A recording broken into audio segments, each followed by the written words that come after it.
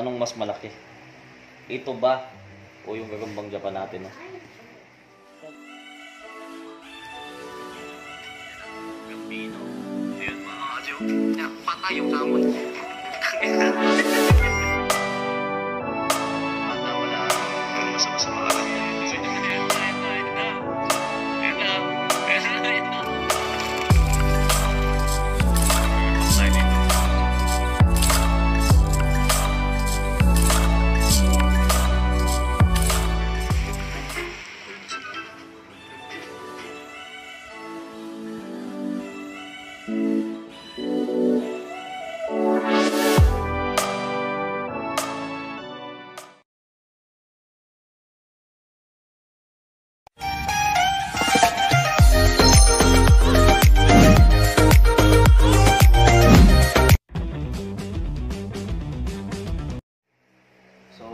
What's up sa inyo mga Adino? So, nakikita nito sa kamay natin, no? Napakadami niyan. Ayan, no?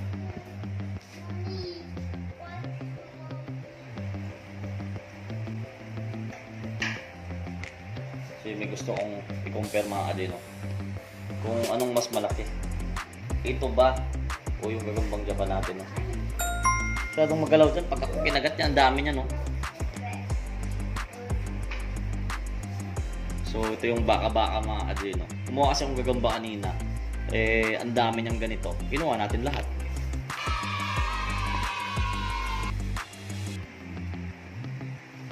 Uy, kayo mag-away sa kamay ko pag ako nakagat nyo, ha. Ang ganda ng tulog, oh. Ayan, oh. Uy, pagkagat yung kamay ko nakagat mo. Napakagaling. Sige, labas mo natin yung gagambang Japan.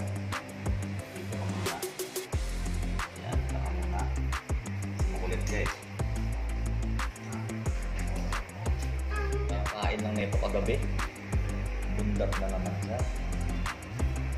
So malapit ko na pagtabihin sa gagambang Japan ko, no? Naantay ko lang mga anti kung mag-mold ko ba siya. Binibigyan ko lang ng ilang araw pa, no? Kung hindi talaga siya mag-mold, itatabi ko na to sa mail natin. So ano bang mas malaki? Ito o yung gagambang Japan? So ito yan, no? Mas malaki pa rin nata yung gagambang Japan. Wait, testing nga kung lalaban yung gagambang Japan.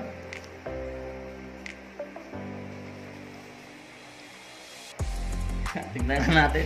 Oy, tignan natin kung lalaban niya. Testing lang mga kadya, walang kondisyon na. Testing lang kung lalaro na itong gagambang Japan. Kung nandun na sa kanya yung eagerness niya na bumanat, no? Testing lang, be. Oy.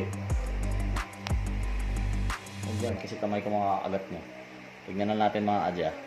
Pag hindi pa lumaban itong gagambang Japan na to, so ibig sabihin, kailangan pa natin sa kondisyonin, no? Tignan nyo natin kung lalaro ka na. Uy, tatakbo yung gagambang Japan. Oy. Ibig sabihin mga adya, kukondisyonin natin to. Parang magandang laban, ah. No? Pwede. So siya, makapal siya masyado. Hindi, papaitlogin na natin to. Tatabihan ko na ng lalaki to mamaya. Or bukas na lang para mapakita ko sa inyo, no? Kasi wala pang kondisyon to mga Aji, and mailap sa tao itong gagambang Japan na to kasi hindi sanay hinahawakan, no?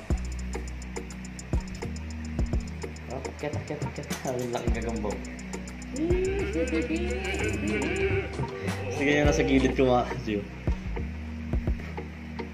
Uy.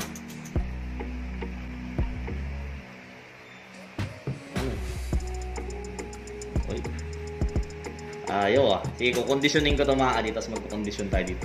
Grabe, oh. Alas dikit lang pala, oh.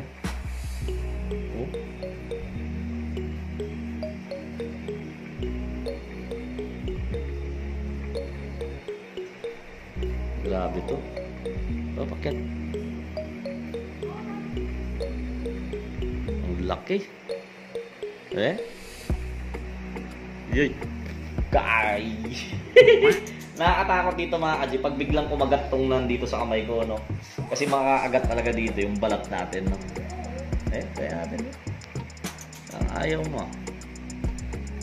Ayaw niyan. Pero pag na-kondisyon na natin ito mga Aji, na-testing na natin, na-puncture na, na-loadan na. Uy! Testing lang yun.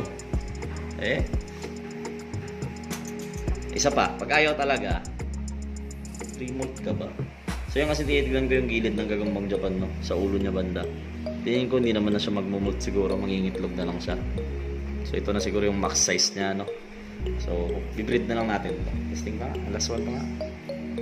Uy! Uy, ba? Matapang mga kaji, matapang ka.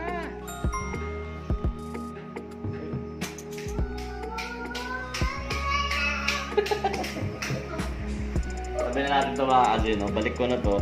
And kukonditioning ko to. Parang magandang laban na. Ipapaitlogin ko muna to, no? After 1 week, mangingitlog to. So, saan ka natin ilalaban? So, conditionin natin ito. Balik natin.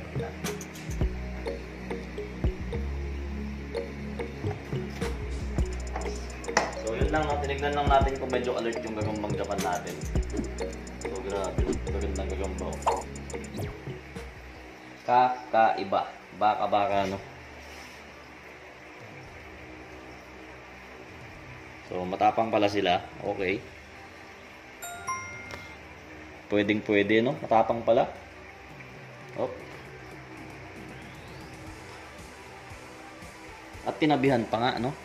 Ewan ko kung lalaki to. Puti kasi. O mag-iiba lang yung kulay. Baka lalaki, no? Ito yung lalaki nila kasi maliit. Ayan. Ito.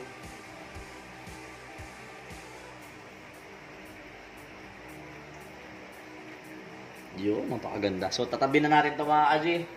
And, again, di ko advisable sa mga bata to kasi baka makakagat iba yung tama. Ano? May mga pang-derby kami, oh.